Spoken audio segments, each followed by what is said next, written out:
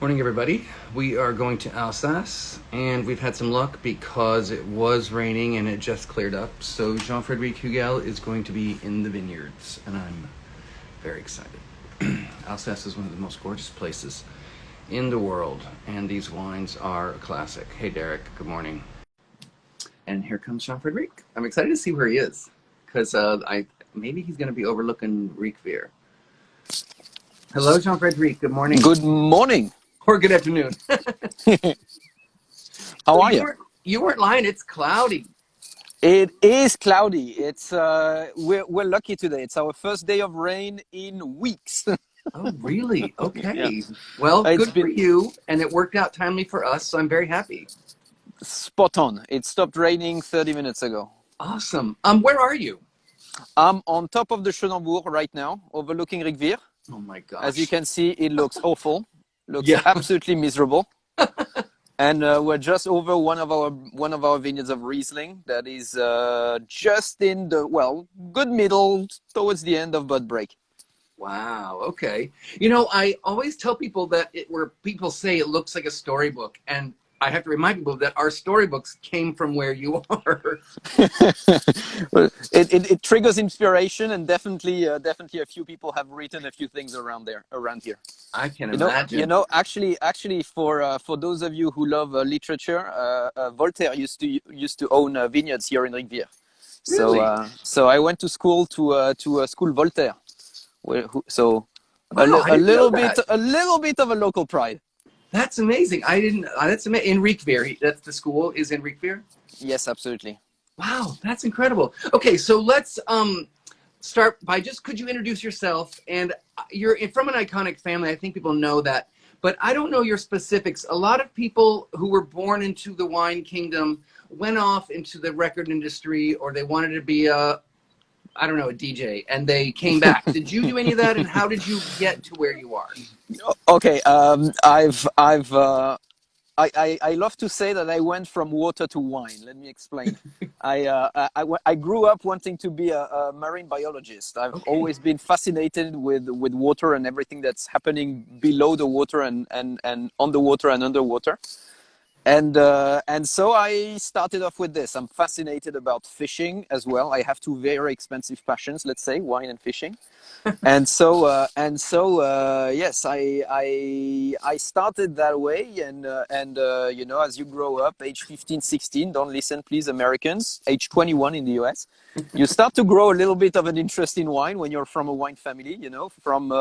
From 12 to 15, there was little interest. From 15 to 18, there was a burning, growing interest, and I'm lucky enough to have always been around wine, so it probably made the step a little quicker, a little easier, and seeing the whole family around wine pretty much all the time. There was always wine on the table. There were always stories about wine. The winery was pretty much everything that we talked about at the winery. And so I've been fortunate enough to have a very understanding father who told me, who always supported me by going, you'll always be able to do whatever you want, but should you consider a career in the wine business, just know the kind of jewel you might have in your hands. So it's yes, it not being pushed that direction all obviously made a big difference, I guess, as well. So marketing administration studies, and then jumped into the wine business. Okay. And your dad made it look fun too, so I'm sure it looked like a fun job. I love to tell people my best days on the job are probably much better than most people's best day on their jobs, and Yeah. my worst day on the job are probably not as bad as most people's worst days on the job. Yeah. Speaking of ocean stuff, I have become fascinated with seaweed as like a regenerative crop and everything. And one of the things that I did a year in the past before the pandemic, I did a wine event with pairing seaweed dishes with Alsatian wines because I think one of the great pairings they go with green things, anything green, Absolutely. and it was a lot of fun. So it's funny you and mentioned that. and playing with natural saltiness and natural acidity of Alsace wines can only be a, Exactly. a fun play. Yeah, I'm doing more of that in the future, so I might need to pick your brain a little bit for some Well, inspiration. happy to help. Always Okay. happy to help. So, could you tell? I know it's a long story, but could you tell the history of your family because it's so tied up in Alsace and fairly well known, but I'm sure it's interesting and not known to everybody. Well, I'll give you the view at the same time. In the meantime, 1639. My family established in that beautiful little hometown of ours, which is Riquewihr. So just past the 30 Years' War, towards the end of the 30 Years' War. Prior to that, Alsace was the shining star of Alsace viticulture. And so when my ancestor established, pretty much was just after the war had left the area. The village was pretty much abandoned. The vineyards were abandoned, and all you had to do was settle and start cultivating the vineyards. So that's what he did. There's not one thing to know about Riquewihr. Nothing else grows here. It's absolutely rubbish soils for anything. Carrots, leek. You can't grow anything except fruit trees and vine. Okay. So pretty much that's what people did here and have always done.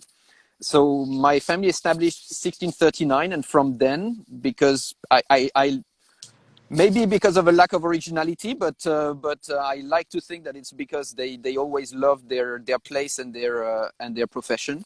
They continued producing wine, and so over the generations, it went from father to son until today, with surviving the wars, the several wars where my grandfather likes to say was specialist at wars here in the region. We didn't want any, but none could be done without us. Yeah. And so yes, surviving the wars and living with our time. You have to imagine that my great grandfather Émile, he was born French in 1869. He turned German in 1871 after the Franco-Prussian War. He turned French again in 1918. He turned German in 1941 and French again in 1945. So imagine a little bit the trauma. Imagine that's why we have a little bit of a dual personality here, in the way that our nation clearly is France. We're definitely French. We make wine, so obviously we feel even more French than anybody else. But so our culture, our winemaking, our approach of wine, etc., everything of that is French. Mm-hmm. But our culture, our deep roots are Alemannic, are Germanic. I'll just give you a sense of place. It's actually quite easy to understand how much the location plays an influence on the mindset of people and on the culture. Okay. This is Riquewihr. This is the Vosges Mountains. All of you who are familiar with Alsace will know that the Vosges Mountains are the rain shadow and the shelter that shelters us from most of the rains. Not today, generally. And so just not very high elevation, but just enough to block the main wind. So on our side of the Vosges Mountains, we get about half the rain as on the other side, which is pretty much what makes viticulture possible.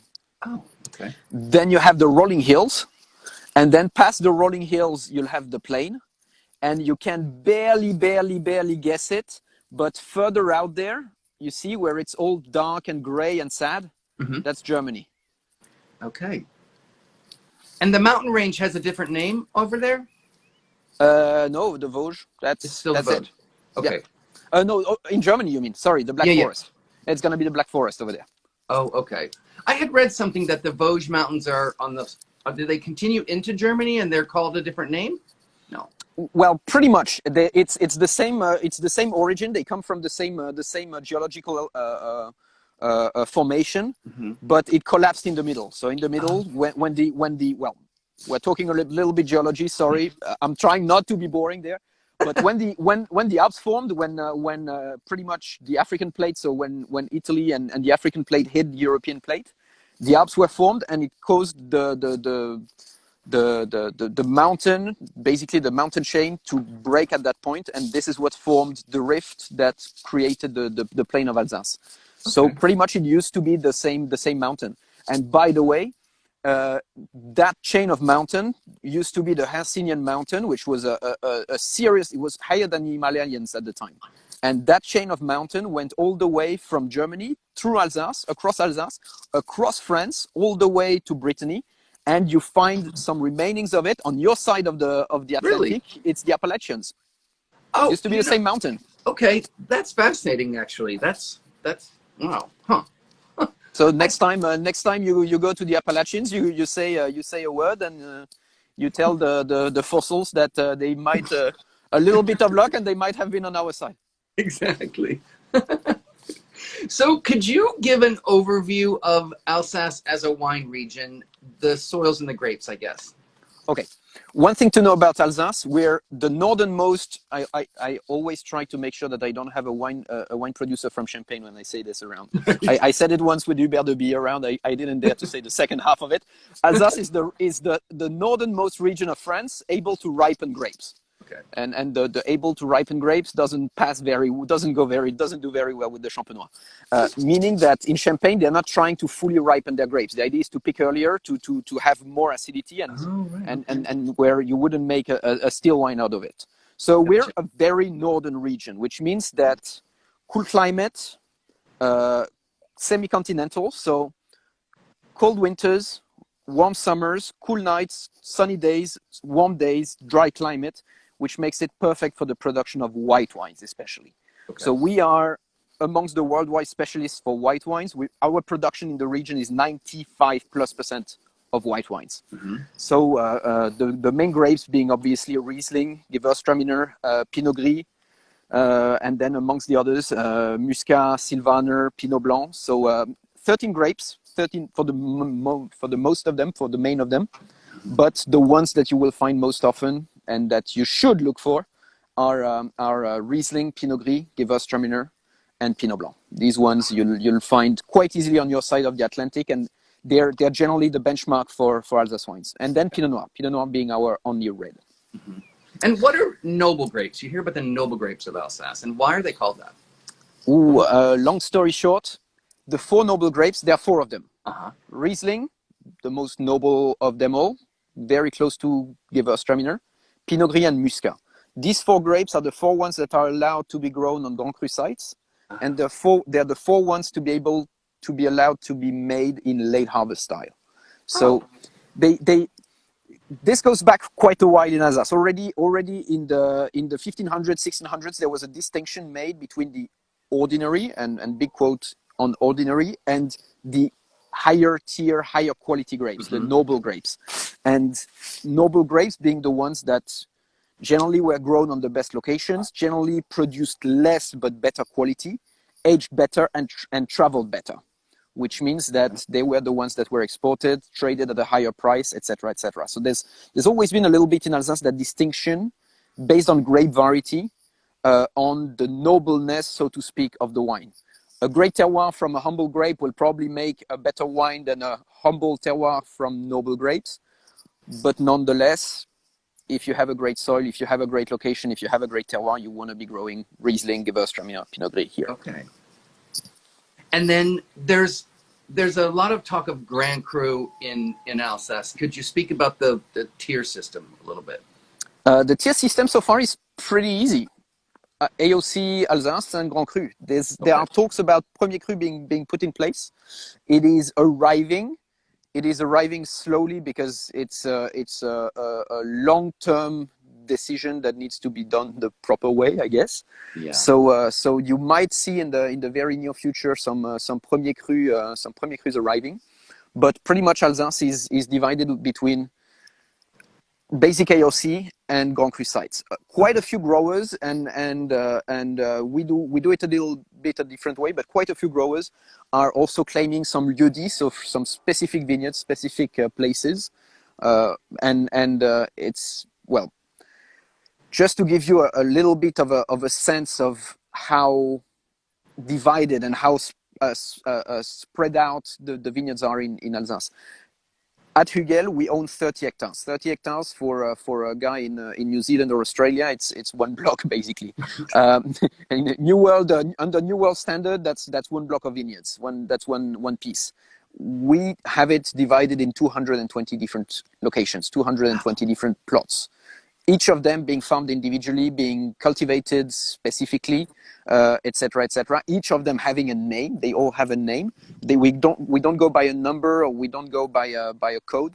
All of them have a name. They have a personality, so they deserve to have a name. And so we treat them differently. And so yes, you can imagine that it requires also a fair bit of memory for our vineyard workers when we tell them, okay, you start over there at the Krum, then you go play a little bit along. There's some plowing needed at the Stumpf. Then Schellhammer, you'll finish the day on the Mequier Grande, and they go what? So the newcomers at Hugel generally need a few weeks of training and a few weeks of hardcore learning to know the different plots. That's wild. And maybe a little Excel spreadsheet or a map or something. We actually designed a Google Maps skin. So we have all of them marked with their exact limit and everything. Oh, that's awesome. Very cool. It's like technology. Have to. Yeah, seriously. So I was going to ask this later, but since we're talking about the very specific places, so if there's just AOC and Grand Cru, how do you make such a special place like Schoenenbourg? How do you tell the world how special that is? Well, to make it simple, and you can't talk about the Schellhammer without talking about the Schoenenbourg. The Schoenenbourg has always been, and when I'm saying always, we're going back to the Middle Ages. We're going back to the 1300s, 1200s. The Schoenenbourg has always been one of the most celebrated, one of the top 3, top 5 most celebrated vineyards in Alsace. You have a few, a handful of them: the Brand, the Rang and the Tann, Daltenberg, the Berkheim, etc. And Schoenenbourg was always one of them. When you're naming the great vineyards of Alsace, you're always naming the Schoenenbourg. Within Schoenenbourg, we're the second largest owners, and there's one special place, one special vineyard, one special plot, which is called Schellhammer. They all have a name. I told you this one was named according to the name of the previous owner. Okay. So Mr. Schellhammer, who sold the plot to the family 150 years ago. So long memory, and a little homage to him. So this vineyard, all of the vineyards on the Schoenenbourg, on all the great sites, all the plots are always vinified individually, and by doing that, you realize that they seriously all have a personality. I do not nearly have the palate of my uncle. He's the enologue and the maître de chai and the blend master at the winery. I do not nearly have as good a palate as him. I'm still able to single out, pretty much out of the series of 12 plots from the Schoenenbourg, I can probably name every year the 6 of them that have the most personality. And you're tasting blind 12 Rieslings in front of you that were all picked from the same vineyard, except they were picked from a different block. And you would not believe how much difference there can be. I'll just show you one thing, just to express this. This vineyard is called the Stumpf Bass. So this is the lower part of the vineyard. This is the road, right there. So just to access the vineyard. And this is the upper part. Still, we own that one as well. And this is the upper part of the block. Okay. The distance would probably be 20 meters. So that would be let's talk in yards. That's going to be not even 10 yards, 15 yards. Mm-hmm. The one on the top has 40% more acidity than the one on the lower part. Whoa. Yeah. Wow. And that's not elevation. That's soil. It's partly elevation. It's dominantly soil. Over there on the lower part, you'll have more marly soils. So clay limestone based marly subsoils. While the upper part tends to have a little bit more granitic and sandstone sediments. So lots of silicates, lots more, much skinnier soils, mm-hmm. Much less rich, and so it always makes wines with much higher acidity. Can you, since we're just talking about these special Rieslings, and I want to go through the whole line after this, but can you talk about aged Riesling? Because a lot of times people, the general Riesling that you find in the store or on a wine list or by the glass is on the young side, but like the Schoenenbourg introduced me to old aged Riesling. I think it's the 2008 is out now. Can you just speak about that a little bit? Well, first of all, sorry about the sirens. My neighbors no worries upstairs, and I have a siren outside. Well, as long as there's no bad news nearby, we're Exactly. okay. No, well, first of all, let's define old Riesling, because old has a very different meaning. I realize old has a very different meaning in my family than for most people when it comes to wine. Right. Okay, old, where in the family we consider a vineyard and a wine like the Schellhammer to be mature at around 20 years of age and old after 40 or 50. This is the range that we go by. So we never ever release our wines straight on the spot, which drives my German importers absolutely nuts, because right now they're already calling me to know when the 2021s will be out. And I generally show them a picture saying, you see that bud? This is where your 2021 is. There you go. So our wines spend at least, for the least, 6 months in the cellar before being shipped. Wow. And for the most, they spend 10 years in the cellar before being shipped, before being even put on the price list. Because obviously, a great wine is only great when you drink it at the right time. Timing is critically important. And by the way, if we have to digress and go a little bit off track, this is the big issue that Bordeaux is having at the moment. They have to reinvent themselves, because they've always been making wines that age fantastically well, but that ship incredibly fast. And you know, the en primeur sold to the négociant ship, or they hold. And it's the négociants that are in charge of holding. We take our responsibility and we age our wines ourselves in our cellars until, in a blind tasting, the whole family gathers, end of the year. We taste all of our cuvées blind, every single bottle we have at the winery. For example, this year we tasted in January. When we're talking, let's talk about Riesling Gros Syllois, so the single vineyard from Schoenenbourg. We tasted 2019, which was in bottle, so 2019, 18, 17, 16, 15, 14, 13, 12, 11, 10, 9, 8, 7. We tasted them all in the lineup. 7, 8, 9, 10, and 11 are sold out. And we were discussing whether 2013 or 2012 should be released first, because the 13s are showing very open. They're showing very mature and very generous and extremely appealing. It's a sexy wine. It is an incredibly sexy wine, while the 12s are still a little tight. And so we decided last year that the 2013 will be released before 2012. How cool. Wow. That's awesome. I love that. Okay, so can you go down the line for me and explain the Gentil, I had to write it down, the list. The Gentil Classic, Estate, Tradition, Jubilee, Grosloy, and then the Vendange chart. We talked Schoenhammer, Vendange, and the Selection Grenoble. Okay. I'll go exactly the way I'll go the other way around. Meaning, I'll explain them exactly the way we blend them. Awesome. Meaning that you always blend the way down. Meaning you always start from the top of the pyramid. You try to single out in your cellar, because most of these wines are vinified individually. So and even the blocks, the wines that will compose, that will be used for the blending, are fermented individually. Let's say out of the 12 plots of the Schoenenbourg, we're going to make 8 to 10 different wines.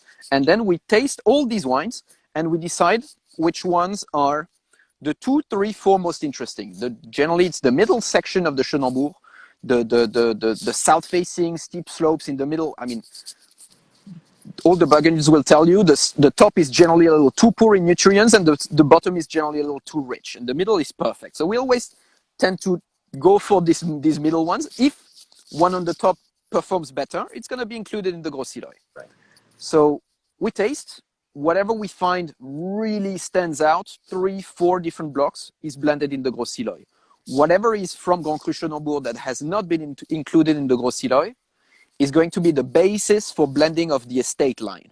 Oh, okay. So it's generally out of the 12, we're going to select 6 to 8, generally 8 for the estate line, to which we're going to go and single out another few plots from the rest of the estate. Old vines, especially successful vineyards during the year, things that just taste well in the cellar. You taste the wines and you go, wow, this one actually did very well this year, because there might have been a lower crop, because any reason. Right. Basically, we don't care about the reason. We care about the result. Right. And then past that point, the rest of the estate is going to be the basis of blending for the classic line. So our classic line is generally about half of estate vineyards, to which we complement them with about half of purchased grapes, bought-in grapes from contractors we work with for, in average, 30 years. So it's long-term contracts. And so the philosophy behind it is that we always try to start with a quality level above the standard that we're blending. So there's always at least another 30 to 50% of higher tier wines in our wines, and always trying to make the optimum quality for the price quality level. Then Schoenenbourg is something completely on the side. It's one vineyard, one block. Every year it produces wine. If it's good enough, we bottle it separately. If not, it's declassified in the Gros Sylvain. And we always have that option of declassifying at every level, every tier. If we're not happy enough with the quality, we have that option of declassifying. So Schoenenbourg is something absolutely, completely on the side. It's supposed to be exceptional. If it's not exceptional, if it's just absolutely great, it's not great enough. Right.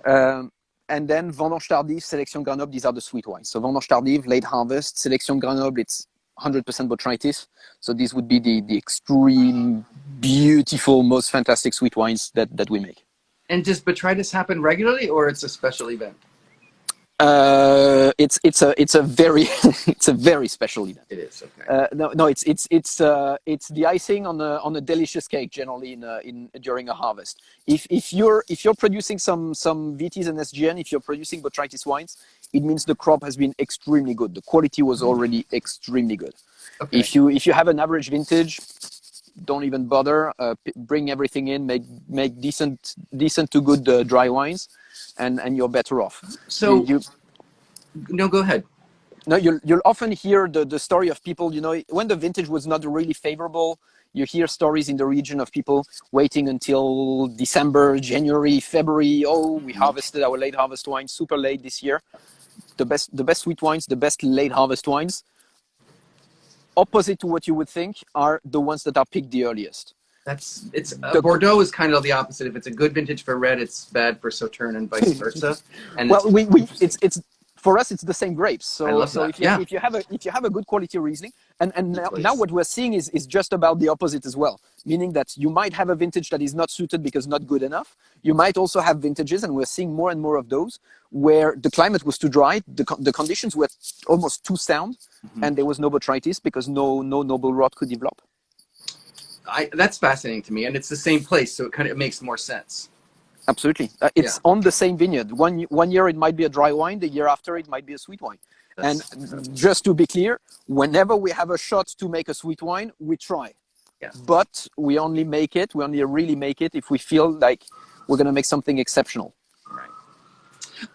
Do you mind talking about, one of the things that I've learned is your wines are some of the most versatile with pairing, especially with exotic and food from all over the world. So could you just mention a couple wines with some Alsatian pairings and then something you've had while traveling? And something outside the box. Exactly. Okay. But also an exotic pairing you've had.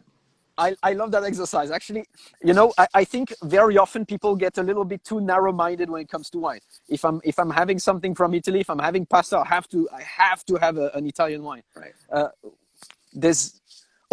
Among some of the craziest pairings that I've had. Step one, Alsace. Riesling is probably the most frustrating wine for Alsace people. Let me explain. We make it bone dry. We make it racy, mineral, flinty, smoky, and super high acid. So it's a fantastic wine for seafood. It's the most fantastic wine for seafood. The problem is we couldn't be further away from the sea here. We're okay. We can find decent oysters. But it's really when I travel on the other side of France to Brittany that I bring my Rieslings with me, and I have my blast fishing and chucking oysters. No, we have some pretty good freshwater fish, so trout obviously, and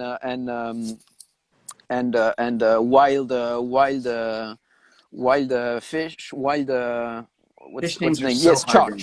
char. Okay. Oh yeah. Trout and char that are of super good quality here. We have very good waters in the mountain, so Riesling is an absolute natural for those. Cool. Okay. And then know that here we generally cook with wine. We cook a lot with wine, and so the basics is, if you're cooking something with Riesling, you want to drink it with Riesling.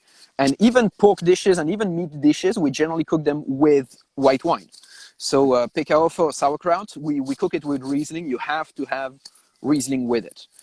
Or you might do a Pinot Gris, but you're borderline. You might be you might lose your Alsace nationality. So and Gewürztraminer. To me, Gewürztraminer is probably the most interesting grape when it comes to pairing, because people tend to be a little scared of pairing Gewürztraminer. You know, they either the wine overpowers the dish or the dish overpowers the wine, and people tend to freak out about it because it's either too sweet or not sweet enough, and so people tend to go, okay, Gewürztraminer equals dessert wine. It's not. It's absolutely not. Classic pairings in Alsace and classic pairings overall with Gewürztraminer would be cheese. Anything pungent, runny cow, or pungent cow cheese. Our local cheese being Munster cheese, fromage de Munster. How to say? It is the best way to make friends on a high-speed train ride or on a plane ride. If you're traveling, if you're your average Alsatian, you're traveling with your master. At one point, you know, you'll see people going. There's a smell. No, there really is a smell here. There's a smell, and you see the Alsatians that are you see the locals. They go, yeah, I know what it is, and the other ones from other regions, they go, what's happening? What is that awful smell? So we like to say that it takes a wine that smells like roses to cover the smell of a cheese that smells like feet. Let's say feet. Right. It smells like feet. So this is definitely for the most classic pairings here. But Gewürztraminer, I think, is probably the wine that requires the most thinking outside the box, because I've personally experienced it in many different conditions, and it is the perfect wine for Thai food and spicy food. One of my favorite dishes to do at home. It takes 15 minutes, and it's a success with everyone. You can pretend to be an incredible cook. Is Thai curry? You know, red curry or green curry. It just takes some. I don't make my own curry paste. I'll be perfectly honest. Right. But it just takes some curry paste, some coconut milk, a tin of coconut milk, and some kefir lime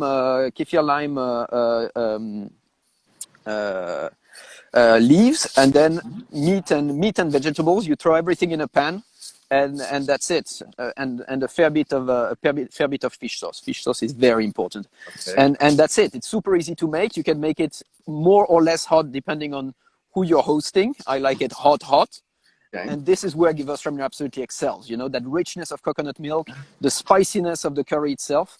It's a stunning pairing, and anything, you know, North African, Mexican, Thai. Whenever you're playing a little bit with spices, Gewürztraminer works. Whenever you're playing around, you're fooling around with herbs, different kinds of herbs like chives, cilantro, etc. Anything that is strong in flavors. It's the wine for flavorful dishes and for flavorful food.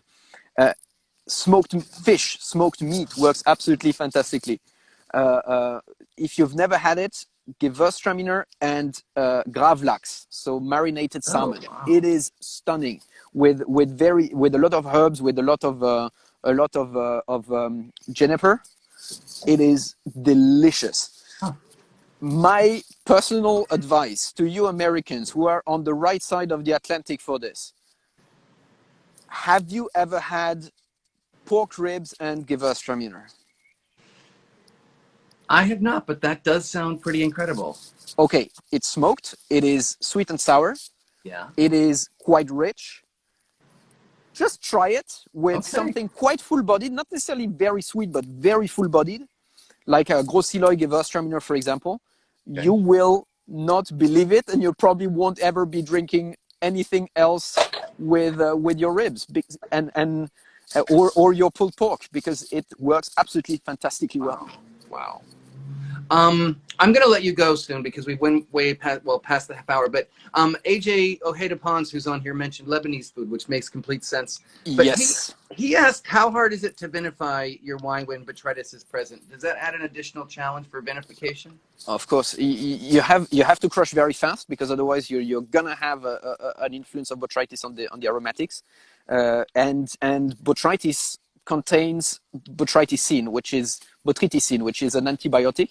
So it is very, very hard on the yeasts. It is very concentrated in sweetness. So the more concentrated it is, the more you're gonna have of this antibiotic, the more sugar you're going to have, and more sugar than water. So it's going to be a very hostile environment in terms of osmosis. The yeast are going to have a very hard time. Well, there's basically not enough water for them to stay hydrated because there's too much sugar. And that means that the fermentations can be very long, extremely long. And when the sugar decreases, it means that the alcohol increases. So for the yeast, it's absolute hell. It's absolute hell. Yeah. So that's why, for example, the very, very concentrated Essentia in Tokai, or the extreme SGNs that we produce, or the top TBAs in Germany, they never go above 5, 6, 7% alcohol, because the yeasts are in a very, very hostile environment, and they have a very hard time fermenting that sugar. That's a good explanation of that. Thank you for that. Do you pick in separate trees and then ferment each tree in a barrel? Not necessarily. We do not necessarily ferment them separately. We not always. We sometimes do when we have a serious difference in concentration. I see. Because we never refuse making a better wine. So if we have an option of one of the 2, 3, 4 different trees that is especially concentrated, is absolutely exceptional, we're going to try making it a superior wine. If we have a shot, we will. If not, if they're of fairly comparable concentration, we're going to ferment them together, because anyways it's going to take ages to ferment, so you can blend them at any point. They'll barely be starting their fermentation. Jean-Frederic, it has been such a pleasure. I want to ask you if you have anything to say before we go, just any parting words. But could you also just show, people may have just come in, show us the Vosges Mountains, Riquewihr, and where Germany is again in relation? Well, Germany, I'm not sure we're going to see it very well today. I was okay. The regular joke in France is that wherever you are in France, at some point someone's going to tell you, and you see, when it's really, really clear here, you can see the Alps. So anywhere in France, you can see the Alps. Okay, this is the Vosges Mountains. So this is the western part of Alsace that shades us from most of the rains. Then comes the rolling hills that are wine country. This is where the most noble wine of the country grows, and nothing else but wine grows here. And then further out is the plain, just past that point where these hills go to die, and where this slope goes to die. This is the plain, the Alsace plain. So corn, wheat, and plenty of goodies, including some of the most fantastic carrots and salads and leek. Yep. And then past that point, way out, that you can't see over there, where it gets darker, that would be Germany. Awesome. So it's actually not that far away.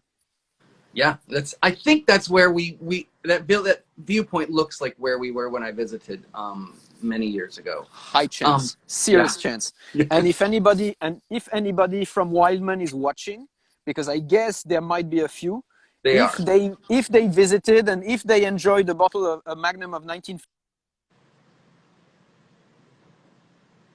Oh, I lost your audio. I can't hear you. Yeah, sorry. I had a call at the same time.